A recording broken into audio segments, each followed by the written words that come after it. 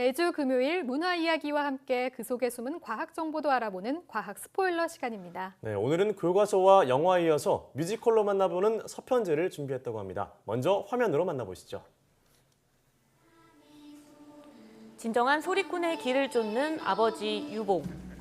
어린 송아와 동호를 데리고 소리 유랑을 다니는데요. 길에서 산다, 길에서 논다, 길에서 산다, 길을 따라서. 여기 어디예요? 여기는 해남이다. 여기는요? 강진 지나서 여수로구나. 어머니의 죽음과 소리 유랑에 힘들어하며 아버지 유봉을 증오하던 동호는 결국 자신만의 소리를 찾아 떠나고 송아는 홀로 아버지 곁에 남아 소리를 완성하기로 결심합니다. 나의 소리는 널 붙잡지 못해 내 소리 너에게 닿지 못해. 하지만 송아 또한 떠날지 모른다는 두려움에 휩싸인 유봉. 소리 완성에 집착한 나머지 송아의 두 눈을 멀게 하는데요. 사무치게 미워 나를 원망하며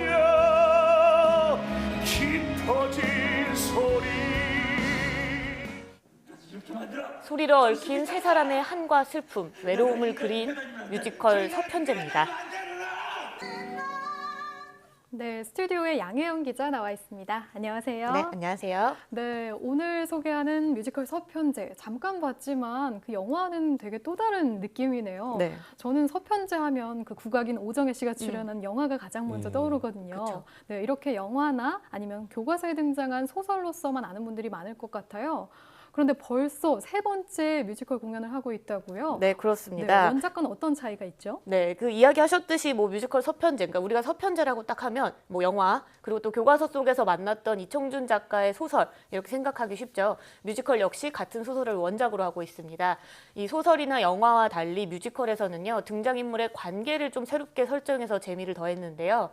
특히 동호가 송아가 찾아올 때마다 이 동호만의 길을 갈 수 있도록 피하거나 밀쳐내는 것으로 조금 두 사람의 설정을 좀 달리했고요. 네. 또 유봉과 동호의 갈등도 이 어머니의 죽음 혹은 뭐 소리꾼의 삶 이런 것들 이외에 아버지는 국악, 판소리를 중시하는 반면 아들은 서양 음악, 팝을 중요하게 생각하고 그것에 이제 열정적으로 달려드는 모습들을 통해서 이 음악적 대립도 표현을 해냈습니다. 굉장히 현대화했네요. 네, 그렇죠. 또 뮤지컬만의 매력은 무대에서도 볼 수 있는데요. 수목화를 옮겨놓은 듯 한지로 꾸민 무대가 영상과 어우러지게 되면서 이 한정된 공간을 확장시켰다는 것도 이 작품의 매력 포인트 중 하나고요.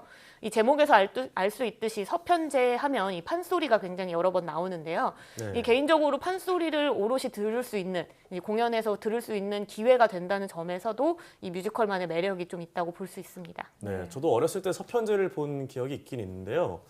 뮤지컬로 제대로 보고 싶어진다는 생각이 듭니다. 네. 근데 궁금한 게 있는데 판소리 하면은 득음이 중요하다 그러잖아요. 네, 그렇죠. 이 뭐 판소리에서 사실 득음이 중요한 거, 명창들은 꼭 득음을 해야 된다 이렇게 하는 이유가요. 판소리 자체가 굉장히 짧으면 뭐 3시간 정도, 길어지면 8시간 가까이 쉬지 않고 이 판소리 노래를 해야 되기 때문입니다. 그래서 일정한 어떤 음의 소리를 한계를 정해놓고 어떤 소리가 날 때까지 연습을 하는 서양 음악과 좀 달리 무한한 소리를 목표로 연습을 하게 되는데요.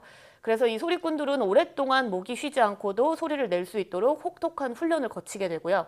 그 과정 속에서 득음을 한다 이렇게 볼 수 있습니다. 그러면 어떻게 해야 득음의 경지에 이르게 되는 건가요? 네, 이 소리꾼은 이 호흡이나 발성법이 우리가 일반적으로 말하는 일반인이나 우리가 뭐 요즘에 쉽게 보는 가수들하고는 굉장히 다르다고 해요. 네. 이 대개는 우리가 폐로 숨을 쉬는 흉식 호흡을 하거나 네. 뭐 노래할 때 왜 배심으로 한다 해서 복식 호흡. 그렇죠, 복식 네. 호흡이 있죠.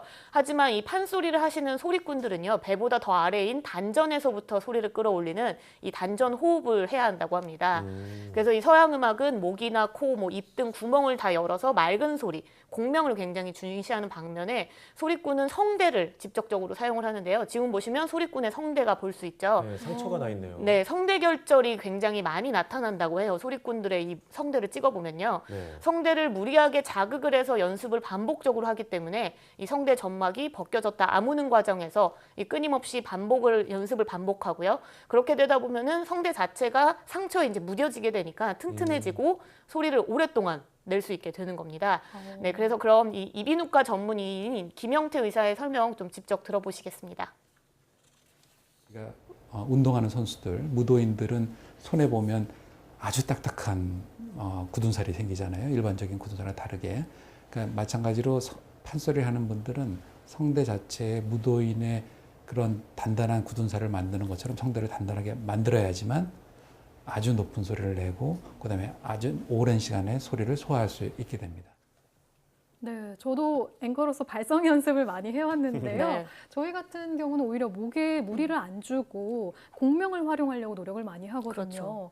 되게 이런 판소리와는 많이 다른 것 같아요. 맞아요. 네, 그래서- 득음하면 뭐 폭포수에서 맞아요. 소리를 막 지르면서 네. 연습하는 걸 본 적이 있는데 네. 정말 이렇게 하면 득음이 되는 게 맞는 건가요? 네, 그렇습니다. 이 국악은요, 사실 서양 음악과 달리 이제 스승에게 배워서 하는 네. 구전 음악이라고 우리가 이야기를 하잖아요. 그래서 옛날부터 득음을 하면 100일 동안 소리 훈련을 받아야 한다 이렇게 이야기를 했습니다. 네. 그런데 찾아보니 이 과정에도 나름 과학적인 득음 원리가 숨어 있더라고요. 이 소리 훈련을 크게 폭포 아래서 훈련하는 것, 동굴에서 훈련하는 거, 그리고 시장터 같은 소음이 많은 곳에서 훈련하는 거, 그리고 또 벌판에서 훈련하는 이런 4가지로 정리를 할 수 있다고 하는데요. 이 폭포 훈련 같은 경우에는 폭포수가 떨어지면서 모든 음역대에 백색 소음이라는 걸 냅니다. 뭐 물소리 같은 거죠. 그 백색 소음을 뚫고 자신의 목소리를 더 크게 낸다면 그 목소리가 굉장히 큰 활용이 될 수 있잖아요. 그래서 그런 것들을 연습을 하는 거고, 유색자음이 많은, 잡음이 많은 이 시장터 훈련도 비슷한 이유입니다. 또 소리의 난반사가 심해서 울림이 굉장히 유지가 되는 동굴에서는 동굴 울림 안에서 또렷한 목소리를 만드는 훈련을 할 수 있고요. 반대로 반향이 없는, 그러니까 음이 이제 반사가 돼서 다시 돌아오는 게 거의 없는 벌판이나 바다에서도 소리가 막 바깥으로 흩어지지 않고 한 곳으로 모아서 명확하게 내는 연습을 또 할 수도 있습니다. 네, 판소리와 과학은 어떻게 안 어울린다고 생각을 했는데 득음에서 우리 선조의 어떤 과학적인 감각을 느낄 수 있었습니다. 네. 그러면 양 기자의 이 작품 이 장면 함께 보시면서 이야기 나눠보겠습니다. 근데 아버지, 그 우리 소아 누나가 소리 공부를 너무 열심히 하다 보니까 목이 쉬어버렸거든요. 제가 듣자니 이 명창이 되려면 그 똥물을 마셔야 된다는데 어찌 먹어야 되는 거 아닌가요? 몸이 싫은디야 똥물 좀 먹을 티야? 에이 먹으면 참말 득음할까요 아버지? 먹어봐야 알지. 아니 똥물이요? 지금 네. 제가 잘못 들은 거 아니죠? 네, 동물입니다. 다음 장면에서 송아가 어떻게 될지 정말 궁금해지는 영상인데요. 진짜로 똥물을 먹는 게 득음에 효과가 있나요? 네, 이거는 사실 저도 좀 찾아보면서 굉장히 신기했던 네. 부분인데요. 실제로 똥물이 뭐 붓고 열난 성대를 진정시켰다 뭐 이런 이야기가 있고 효과가 또 있다고 그래요? 합니다. 이 똥물, 그러니까 인중황이라고 말하는데요. 이 똥물을 만드는 방법이 동의보감에 나와 있다고 하는데요. 이 만드는 방법을 살펴보면 굵은 대나무통 중간에 구멍을 뚫어서 감초를 넣은 뒤에 무명천으로 잘 감싸고 그 통을 변속관에 넣어둡니다. 한 달 정도 지나고 나면 천을 통해서 스며든 투명한 즙들이 이렇게 나오는데 그거를 끓여서 마시기도 하고요. 뭐 통 안에 넣었던 감초를 바짝 말려서 약초로 달여 써서 쓰기도 했다고 합니다. 이 동의보감에 따르면요, 인중황, 그러니까 똥물이죠. 성질이 차가워서 열을 내리고 균이나 독을 치료하는데 효과가 있다 이렇게 나와 있는데요. 그래서 원래 곤장을 심하게 맞아서 생긴 장독이 올랐을 때 똥물을 많이 사용했다고 하고요. 네. 성대에도 이 열감, 그러니까 소리를 많이 내면 이제 뜨거워지잖아요, 목이. 그랬을 때 이 소리꾼들이 똥물을 먹고 성대를 좀 잠잠하게 만들면 또 득음하고 훈련하는데 좋았기 때문에 득음에 활용이 됐다 이렇게 볼 수 있습니다.